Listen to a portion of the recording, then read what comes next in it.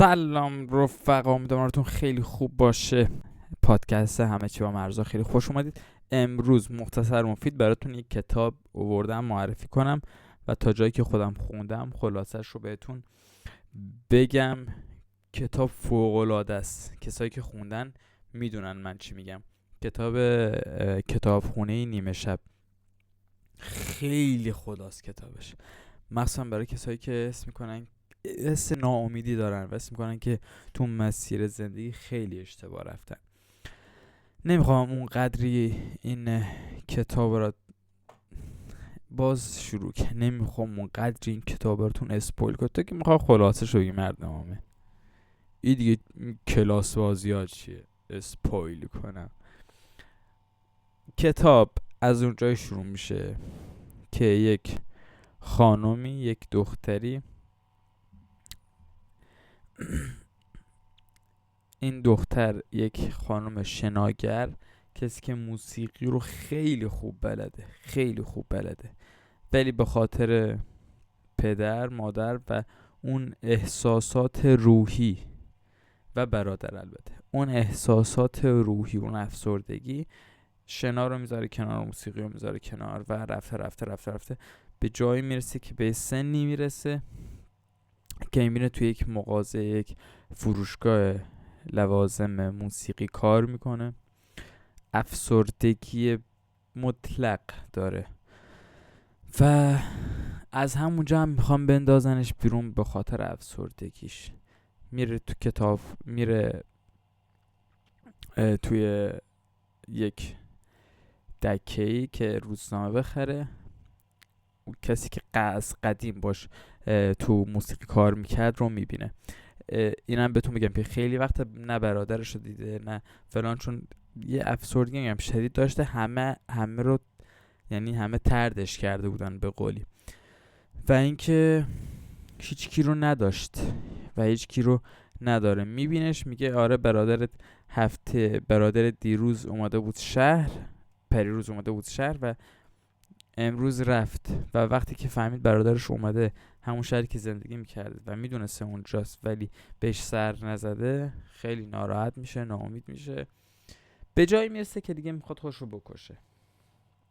قرص میخوره که خودش رو بکشه. بعد که چشاش بسته میشه بیدار میشه، میبینه توی کتابخونه به نام کتابخونه نیمه شب. البته باید بگم که توی بچگی، توی راهنمای به دبیرستان، پدرش از دست میده.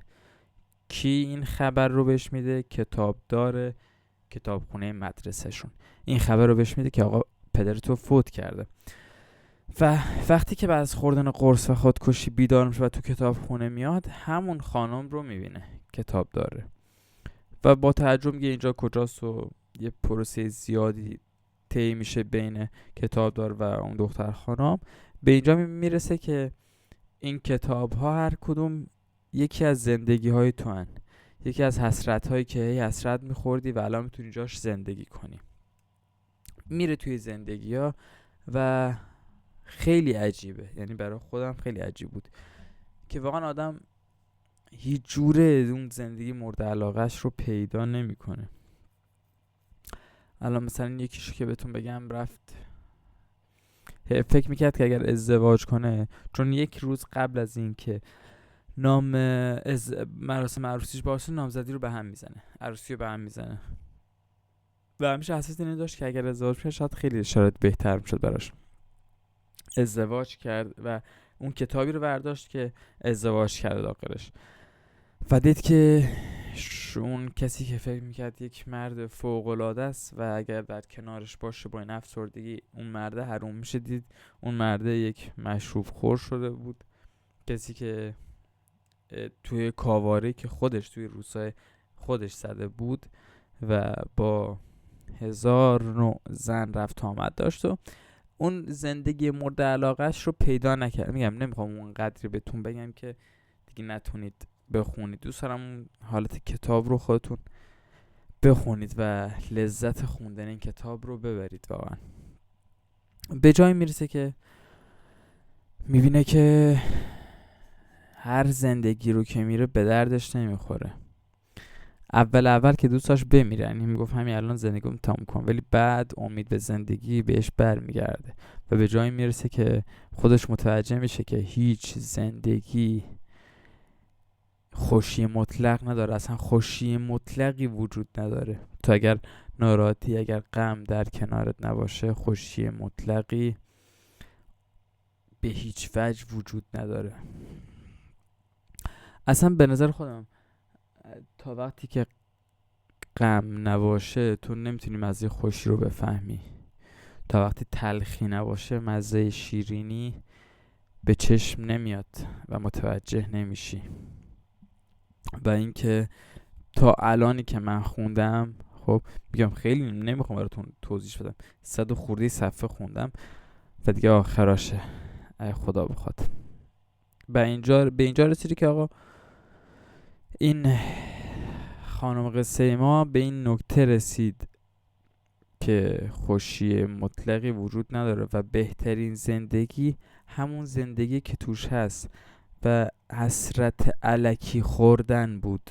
همه اون چیزایی که تو زندگی حسرتشو میخورد. خب به نظر شخصی خودم که خیلی هر کسی توی زندگیش حسرت هایی داره، در لحظه زندگی کن. اگر فکر میکنه اون کار درسته، همون لحظه انجامش بده. من زمانی که موسیقی رو شروع کردم، من خودم موسیقی نمیزنم، شعر می نویسم، فیلم برداری، موزیک. ما یه گروه موسیقیم. خیلی از بچگی خیلی دوست داشتم یه گروه موسیقی داشته باشم. یه گروه موسیقیم. من کار فیلم بردارش انجام میدم، تدوینش انجام میدم و کارهای اجرایی، حالت مدیریت کارا، چه تایمی بریم فلان. اون وقتی که ما این کارو این گروه شکل گرفته بود خیلی اذیت بودی. من نگاه مردم، شهرمون شهر کوچیکیه، شهری نیست ظرفیت و قابلیت اینو نداره که اون کار رو انجام میدادیم اون تایم با اون پوشش و فلان، و ما انجامش دادیم با اینکه حرف مردم رو شنیدیم. خیلی خیلی خیلی شرایط برامون سخت بود، اما الان به جای رسیدیم که اون جای خاصی هم نیست خیلی بخوایم بگیم واو ما دیگه ترکوندیم. نه، همین که چند شب پیش، یعنی بهترین حس دنیا بود، چند شب پیش که صدای خودمون رو کف شهر شنیدیم. با اینکه ما موزیکامون سخت پیدا میشه، سخت دانلود هم میشه، چون جایی نداشتیم برای دانلود، فقط این مدیای اینستا است و خیلی انرژی گرفتیم. اون تعریف هایی که میشنویم، مثلا من خانوادم که میرم بیرون تعریف میکنن، پدرم چند وقت پیش رفته بود بیرون و جایی بود و بهش گفته بودم پسرت موزیک کار میکنه، دنبالش میکنه فلان، خیلی عالیان و فلان، ترکوندن. این حس خوبه که میمونه، همون در لحظه زندگی کردن است. این خانومم به همین منواله فهمید که باید در لحظه باشه.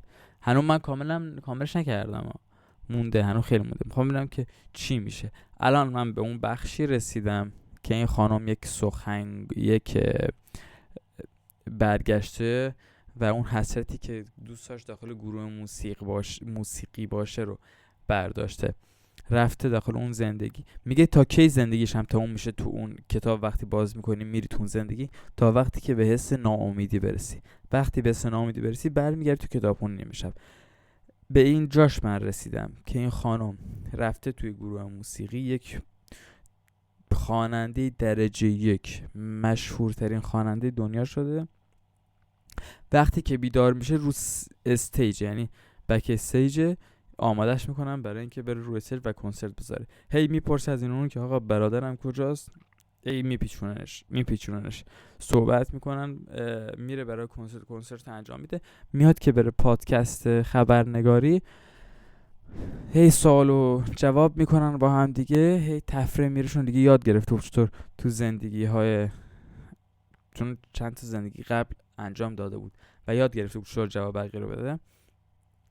به همین منوارم جواب میداد تا به جایی که میرسه بهش میگن افسردگی داشتیم چی برای مرگ برادرت، و وقتی میفهمی که برادرش رو تو این زندگی از دست داده خیلی ناراحت میشه. تو هر زندگی یک مشکل عجیبی داشته. توی زندگی مادرش از دست داده، تو زندگی خودش پدرش از دست داده، و اینجا برادرش رو. میگم خوشی مطلق هیچگاه وجود نداره و ناامید میشه و برمیگرده کتابخونه نیمه شب. من تا اینجا خوندم، ببینم بعدش قراره چه زندگی رو انتخاب کنه. حتما اگر باز خوندم و جلوتر رفتم براتون خلاصش رو میگم، ولی حتما بخونید، حتما بخونید. فوق العاده است، فوق العاده است. اگر برای شروع اولیه کتابم میخواین، مثلا تازه میخواین شروع کنین کتاب خوندن، قلعه حیوانات رو بخونید. دیوانه کننده است، اونجوری که مطمئن باشید تو 2 شب تمومش میکنید. دیوانه کننده است، فوق العاده است. حتما قسمت بعد براتون خلاصه از قلعه حیوانات رو میگم. با تشکر. اینجا همه چی با مرزاست، ولی مرزا با شماست. قربان شما. من هاشمی طور تمومش کردم بکنم. چه بگم؟ تا دیدار بعد، خدا نگهدارتون.